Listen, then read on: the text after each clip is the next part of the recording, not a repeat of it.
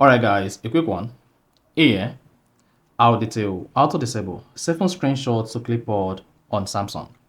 So each time you take a screenshot to your Samsung phone, this particular screenshot is going to be saved on your Clipboard, and you can go ahead and paste this screenshot anywhere. You see that?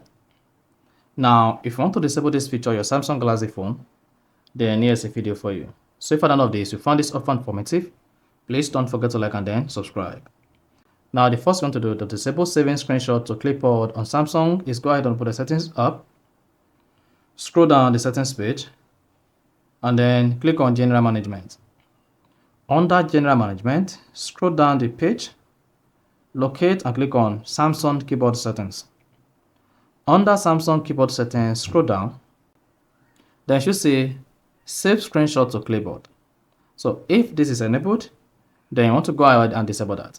Then once that is disabled, your Samsung phone will stop saving all your screenshots to your Clipboard, and then you're good to go. So that's exactly how to disable 7 screenshots to Clipboard on Samsung Galaxy phone. So if you found this offer informative, please don't forget to like and then subscribe.